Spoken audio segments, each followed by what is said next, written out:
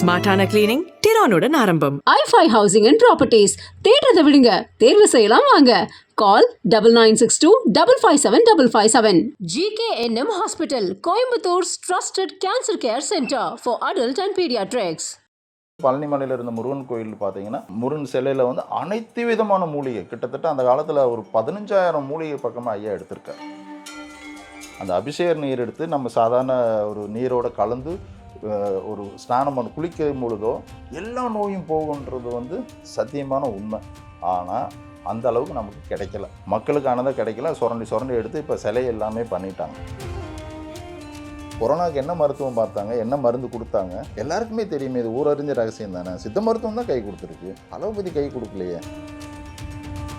பால்வினை நோய் வந்து ஹெச்ஐவின்னு சொல்கிறோம் இல்லைங்களா, நாங்கள் மருந்து கொடுத்துருக்கோம்.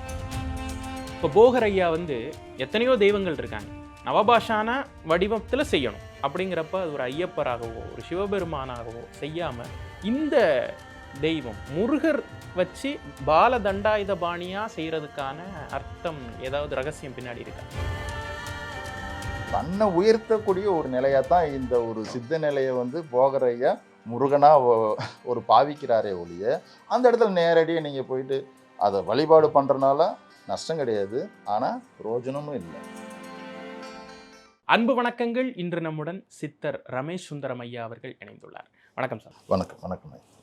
ஆன்மீகத்தில் சிதம்பர ரகசியம் எந்த அளவுக்கு ஒரு உயர்ந்த ஒரு இடத்துல இருக்கோ அதே மாதிரி நவபாஷான ரகசியம், அது என்ன நவபாஷானம்? பாதரசம், கந்தமம், துத்தநாகம், சங்கு பாசனம், இப்படி ஒரு 9 பாஷாணங்கள் வந்து, அதாவது கிட்டத்தட்ட நூற்றுக்கணக்கான பாஷாணங்கள் இருக்குது. பிரதானமாக சில பாஷாணங்களை மட்டும் தொகுத்து எடுத்து அதை முறப்புறாக சுத்தம் பண்ணி சுத்தி பண்ணின்னு சொல்லுவாங்க. அதாவது அதை தோஷம் போக்குறது வந்து சுத்தம் பண்ணி தண்ணி ஊற்றி கழுவுறது அல்ல, சுத்தி பண்ணுறது சித்த மருத்துவர்களுக்கு புரியும். அதை சுத்தி பண்ணி முறையான மூலிகை சாறு கொடுத்து அது கட்டுமானம் பண்ணி ஒரு ஒரு உருவமாக உருவாக்குறது நவபாஷானம். இந்த நவபாஷானம் வந்து என்ன ஒரு உபயோகம் அப்படின்னா, அனைத்து இப்போ வந்து பழனிமலையில் இருந்த முருகன் கோயில் பார்த்தீங்கன்னா முருகன் சிலையில் வந்து அனைத்து விதமான மூலிகை கிட்டத்தட்ட அந்த காலத்தில் ஒரு 15,000 மூலிகை பக்கமாக ஐயா எடுத்திருக்கார். எடுத்து அதுக்கு சாரணம் கொடுத்துருக்கார். 4448 வியாதி இருக்குது, அது ஒரு 100 மூலிகையிலே நம்ம கட்டுப்படுத்திட முடியும். ஆனால் அவர் அத்தனை மூலிகை அதுக்கு வந்து சாரணம் கொடுத்துருக்காரு, சக்தி கொடுத்துருக்காரு அந்த சிலைக்கு. அப்போது நீங்கள் எந்த நோயாளியாக இருந்தாலும் சரி, அந்த நீரை எடுத்து, அந்த அபிஷேக நீரை எடுத்து நீங்கள் பருகும் பொழுதோ, அந்த அபிஷேக நீர் எடுத்து நம்ம சாதாரண ஒரு நீரோட கலந்து ஒரு ஸ்நானம் பண்ண குளிக்கும் பொழுதோ எல்லா நோயும் போகுன்றது வந்து சத்தியமான உண்மை. ஆனால் அந்த அளவுக்கு நமக்கு கிடைக்கல, மக்களுக்கானதாக கிடைக்கல. சுரண்டி எடுத்து இப்போ சிலை எல்லாமே பண்ணிட்டாங்க. மறுபடியும் யாராவது ஒரு மகன் வந்து ஏதோ ஒரு செய்தால் தான் மறுபடியும் நமக்கு அப்படி ஒரு சிலை கிடைக்கும். வேற நவபாஷான சிலைகள்லாம் வந்து அவர் இன்னும் நிறைய இடங்களை விட்டுட்டு போயிருக்காரு, செஞ்சுருக்காரு. அதாவது பார்த்தீங்க அப்படின்னா, இப்போது சமாதின்னு எடுத்துக்கிட்டிங்கனாலே ஒரு மகான்கள் வந்து 2 ஊரில் 3 ஊர்லலாம் ஜீவ சமாதியை வந்து காட்சி கொடுத்து அதுக்குள்ளே போய் உட்காந்துருவாங்க, மூடிடுவாங்க. அப்போ அங்கே ஒரு மாய தோற்றத்துலேயும் ஒரு இடத்துல காட்சி கொடுத்து அந்த மக்களுக்கு ஆசீர்வாதம் பண்ணி பண்ணுவாங்க.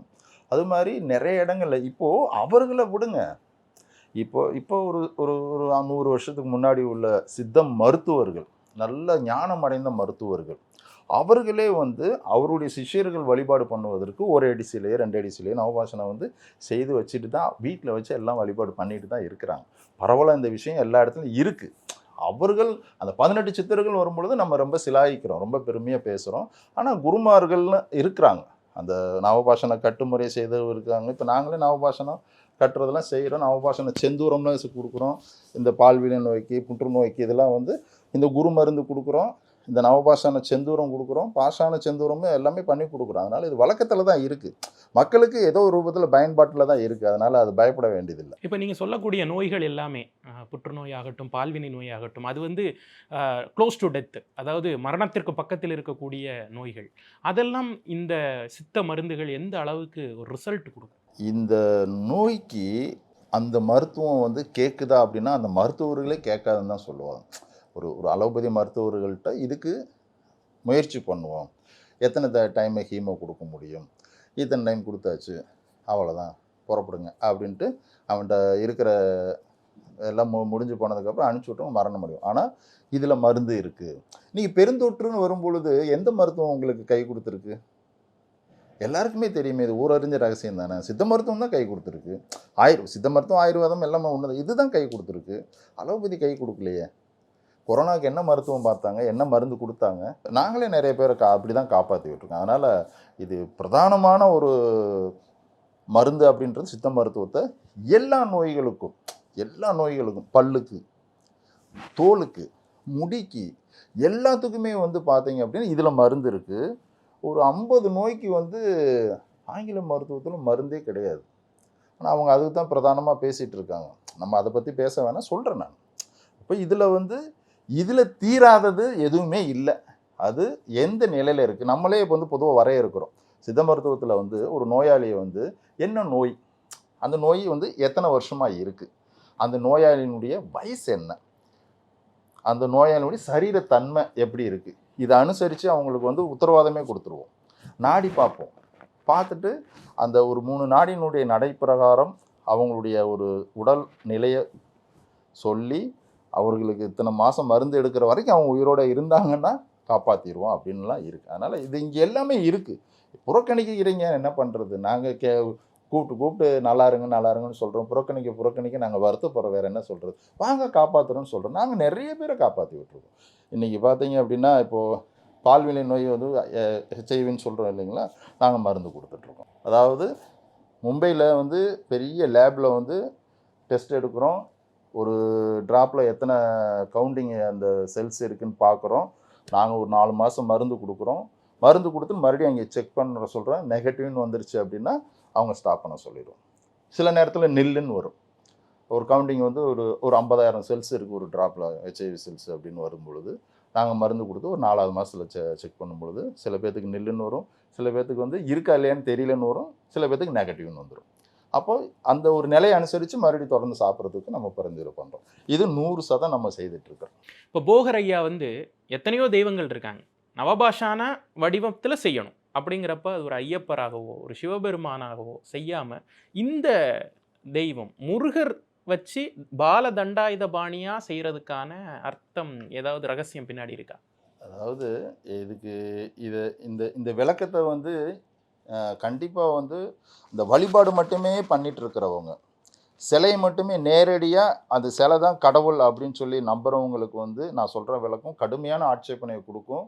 அதை பற்றி எனக்கு பிரச்சனை இல்லை. நிலை என்ன அப்படின்னா, இந்த சரீரம் வந்து ஒரு சவமாக இருக்கக்கூடிய ஒரு நிலை தான். இந்த சரீரத்தை வந்து சுத்தமாக்குறதுக்கும் சக்தியாக மாற்றுறதுக்கும் நான் சொன்ன மாதிரி அந்த குரு மருந்து தேவைப்படுது.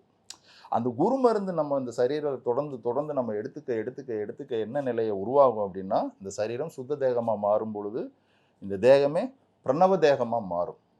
ஓங்கார சப்தமே இந்த சரீரத்துக்கு உருவாகும். அப்போது வந்து இந்த பிராணன் பார்த்தீங்க அப்படின்னா ஒரு அதிகபட்சமான ஆற்றலோட இந்த பிராண சக்தி உள்ளே வந்து நம்ம எடுத்துக்க ஆரம்பிப்போம். அப்போது வந்து இந்த சவமாக இருக்கக்கூடிய ஒரு சரீரம், சிவமாக இருக்கக்கூடிய ஒரு சரீரம் சக்தி சேரும் பொழுது விநாயகன் அப்படின்ற ஒரு மறுபுன நிலைக்கு, அதாவது ஒரு மேம்பட்ட நிலைக்கு, இங்கே விநாயகனும் உதாரணம்தான், சிவனும் உதாரணம்தான், சக்தியும் உதாரணம்தான், முருகனும் உதாரணம் தான். நேரடியாக ஒரு குடும்பமாக நம்ம வந்து அவங்கள பார்த்து அவங்கள வந்து நேரடியான தெய்வம்னு சொல்லி நம்ம வந்து நம்பி கும்பிட்டுட்டு இருக்கிறோம். உதாரணத்தை நம்ம கும்பிட்றனால தப்பு இல்லை, அதுலேயே நின்றோம் அப்படின்றது தான் தப்பு அப்படின்னு சொல்லி சித்தர்களுமே சொல்கிறாங்க. அந்த தன்மையை உணரணும் அவ்வளோதான். அப்போது தன்னுடைய அந்த ஒரு எப்படி சொல்லணும், அந்த ஒரு மாற்றங்கள், அதாவது ப்ராசஸ் பண்ண இந்த சிவன் நிலையாக இருக்கக்கூடிய நம்ம பொதுவாக ஆனால் வந்து சிவன் தான் சொல்லுவோம். அந்த தன்மையை வந்து இந்த சக்தி அப்படின்ற பிரணவம் பொருள் சேர ஒரு யோகா அபியாசங்கள் அப்படின்றதெல்லாம் வந்து சரீரத்துக்கு ரொம்ப அனிச்சையாக நடக்கும். சித்தர்கள் கூற்று என்ன அப்படின்னா, பிராணாயாமம் வந்து செய்யாதனே சொல்லுவாங்க. இதை வந்து வெளியில் யார்ட்டையோ சொல்ல முடியுமா? பிராணாயாமம் செய்யாத, மூக்கு அடைக்காத. 2 மூக்கு அடைச்சா என்ன ஆகும்? மரணம். அப்போ அதுக்கு பாதி மூக்கு அடைச்சிங்கன்னா அதுக்கு ஒப்பான காரியத்தை பாதி நீங்கள் தேடிக்கிறீங்க அப்படின்னு அர்த்தம். அதனால் தியானமும் யோகமும் சரீரம் தகுதி இல்லாதவர்கள் பண்ணக்கூடாது அப்படிம்பாங்க. அப்போ இந்த பிராணாயாமம் அனிச்சே வேலை செய்யணும் அப்படின்றது தான் விஷயம். இந்த பிராணாயாமம் அனிச்சே வேலை செய்யணும். அப்போ அப்படி வேலை செய்யும் பொழுது அந்த விநாயகன் அப்படின்ற ஒரு தன்மை அந்த சரீரம் அடையுது. அதன் பிறகு தொடர்ந்து இந்த ஒரு மாற்றங்கள் உருவாக சரீரமானது ஒரு அழகு நிலைக்கு இந்த சக்கரங்கள் வேலை செய்து, அந்த கார்த்திகை பெண்கள் உதாரணம் எடுக்கிறாங்க சித்தர்கள். அப்போது இந்த சக்கரங்கள் வேலை செய்து சக்கரங்கள் வேலை செய்ய இந்த சரீரமாகப்பட்டது தேஜஸாக மாறுது. அப்போ முருகன் அப்படின்னாலே அழகன் தான். அப்போ இந்த சரீரமே அழகு நிலை. அதாவது நல்லா புரிஞ்சுக்கோங்க, இறைத்தன்மை என்பது சூட்சமமாக இருக்குது. இந்த சிலைக்கு உட்பட்ட நிலையில் இந்த இறைத்தன்மை இல்லை. இந்த பிரபஞ்சத்தினுடைய சூட்சம ஆற்றலாக தான் இந்த இறைத்தன்மை இருக்குது. அதனால தான் இந்த ஆதியாக உருவான இந்த பிரபஞ்ச சக்தி, ஆதி பரத்தை உருவாக்கின சக்தியை வந்து ஆதி பராசக்தி நம்ம சொல்லி வழிபாடு பண்ணிகிட்ருக்கோம். அதைத்தான் கும்பிட்டுட்ருக்கோம். அப்போது இது ஒரு நிலை தான், தன்னை உயர்த்தக்கூடிய ஒரு நிலையாக தான் இந்த ஒரு சித்த நிலையை வந்து போகரையா முருகனாக ஒரு பாவிக்கிறாரே ஒழிய, அந்த இடத்துல நேரடியாக நீங்கள் போயிட்டு அதை வழிபாடு பண்ணுறனால நஷ்டம் கிடையாது, ஆனால் பிரயோஜனமும் இல்லை. வழிபாடு பண்ணி வந்தவங்களுக்கு என்ன பிரயோஜனம் இருக்குது? இல்லை எனக்கு அது கிடச்சிருக்கு, இது கிடச்சிருக்கு, அதெல்லாம் ஒரு எல்லாத்துக்குமே கிடைக்கிறது தானே. பெருநிலை உங்களுக்கு கிடச்சிருக்கா, அதுதான் நீங்கள் வழிபாடு பண்ணதுக்கு பிரயோஜனம். எது பெருநிலை? சித்தநிலை அடைவது. அதை அடையிறதுக்கு தானே அவங்க சொல்கிறாங்க.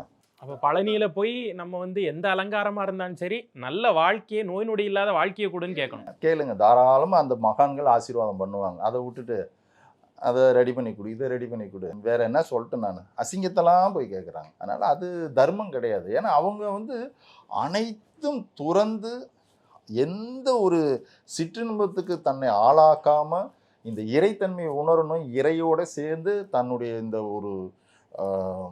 இந்த நிலையை வந்து கரைக்கணும் அப்படின்னு சொல்லி தான் அவங்க வந்து ஆசைப்பட்டாங்க. அவங்கக்கிட்ட அதை போய் கேட்டிங்கன்னா அவங்ககிட்ட இருக்கிறத கொடுப்பாங்க. அவங்ககிட்ட இல்லாதது எல்லாமே கேட்குறீங்க. அவர்களாக வந்து அவர் என்ன சொல்லணும், அவருடைய ஆசீர்வாதம் எதுவாக இருக்குமோ அதைத்தான் நம்ம கேட்கணும். எனக்கு இறைத்தன்மை அடைவதற்கு எனக்கு ஆசீர்வாதம் பண்ணுங்கன்னு கேட்டு தொடர்ந்து கேட்க அவர்கள் வந்து உங்களுக்கு இறங்கி வந்து அதை ஆசீர்வாதம் பண்ணுவாங்க. அதை விட்டுட்டு நீங்கள் வேறு எது கேட்டிங்களோ அவங்க காதுக்கே கேட்காது. நீங்கள் செவத்துக்கிட்ட போய் நின்று கேட்குறதுக்கு ஒப்பானது தான். இல்லை எனக்கு அதை கொடுத்தாரு, இதை கொடுத்தாரு, எதை கொடுத்தாலும் நல்லா புரிஞ்சுக்கோங்க, நீங்கள் பெற்றதாக தான் இருக்குமே ஒழிய, நீங்கள் உருவாக்குனதாக தான் இருக்குமே ஒழிய, வேறு வந்து அமானுஷமாக எதுவும் கிடைச்சதெல்லாம் இங்கே எதுவுமே இருக்காது. நீங்கள் வண்டி வச்சுருக்கீங்களா, ஃபேன் ஷர்ட்டை வாங்கியிருக்கீங்களா, வாட்ச் கட்டுறீங்களா, வீடு கட்டுறீங்களா, இது எல்லாமே யாரும் உருவாக்குனது? நீங்கள் நல்லா சம்பளம் போட்டு உட்காந்துருங்க, உங்களுக்கு கிடைச்சிருமா எல்லாமே? அது அல்ல. நான் என்ன கேட்குறேன்னா, இது எல்லாமே நம்மளுடைய அறிவுக்கு 6 அறிவுக்கு உட்பட்டு நீங்கள் போராடி கஷ்டப்பட்டோ அல்லது ஒரு புத்திசாலித்தனமாக சம்பாதிக்கிறதோ இதெல்லாமே நீங்கள் செய்ய வேண்டிய வேலை, நீங்கள் உருவாக்குனது. அவர்கள்ட்ட போகும் பொழுது இறைத்தன்மை அடைவதற்கு கேட்குற பொழுது தான் அதுதான் அவங்ககிட்ட ஆசீர்வாதம் கிடைக்கும். அதை கேட்கணும். மக்கள் சித்த மருத்துவம் அப்படின்னாலே ஒரு சின்ன தயக்கம் இருக்குது மக்கள்கிட்ட. அதாவது சித்த மருத்துவத்துக்கு போகணுமா, ஏதாவது பின்விளைவுகள் வந்துடாதா? ஏன்னா அவங்கள வந்து ஒரு அலோபதி மருத்துவம், காய்ச்சலுக்குன்னா ஊசி போடணும் அப்படிங்கிறத வந்து வழியாக சொல்லி வந்துட்டாங்க. அந்த மக்களுக்கு இருக்கக்கூடிய தயக்கத்தை எப்படி உடைக்கிறது?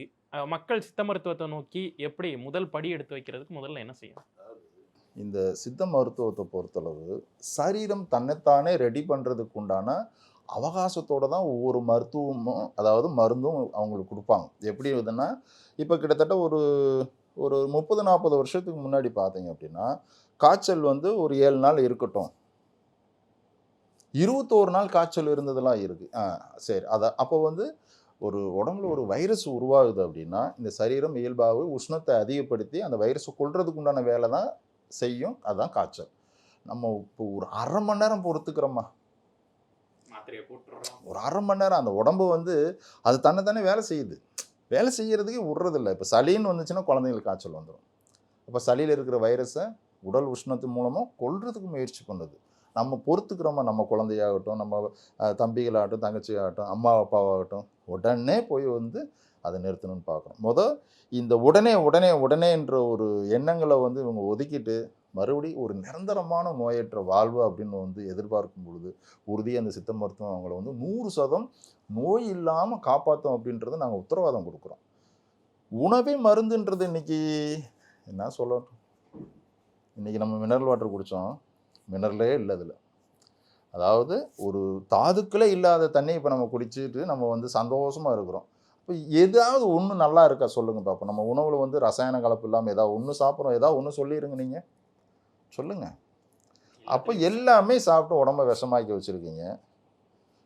ஒரு துளசி தண்ணி குடித்தா சளி போகுங்க. அப்படி இருந்த சரீரம் இன்றைக்கி கொடூரமான ஒரு கெமிக்கல் சாப்பிட்டா தான் சளி போகிற அளவுக்கு நம்ம வந்து உடம்பை ரெடி பண்ணோம். அதனால் கொஞ்சம் சரீரத்தை சுத்தம் பண்ணிவிட்டு ஒரு கொஞ்சம் கொஞ்சமாக இந்த சித்த மருத்துவத்தை வந்து வீட்லேயே செஞ்சு சாப்பிடுங்க தான் சொல்கிறோம். சுக்கு மிளகு இல்லாத வீடே கிடையாது, வச்சுருப்பாங்க. அதை சாப்பிட்டு கொஞ்சம் கொஞ்சமாக உங்களுக்குள்ள ஒரு மாற்றத்தை உருவாக்கி ஒரு பெருநோயிலேருந்து தப்பிச்சுக்கோங்க அப்படின்னு தான் நம்ம வந்து ஒரு அலாரம் அடிச்சுக்கிட்டே தான் இருக்கோம். கேட்கறது இல்லையே. மாற்றத்தை நோக்கி தொடர்ந்து பயணிப்போம். அதே நேரத்தில் ஆன்மீகத்தையும் மருத்துவத்தையும் கலந்து இவ்வளவு நேரம் மனம் திறந்து நிறைய விஷயங்கள் பேசுனீங்க. ரொம்ப நன்றி. ஸ்மார்ட்டான கிளீனிங் டிரானுடன் ஆரம்பம். i5 housing and properties. தேடுறதை விடுங்க, தேர்வு செய்யலாம் வாங்க. கால் 9962 557 557. GKNM Hospital, Coimbator's trusted cancer care center for adult and pediatrics.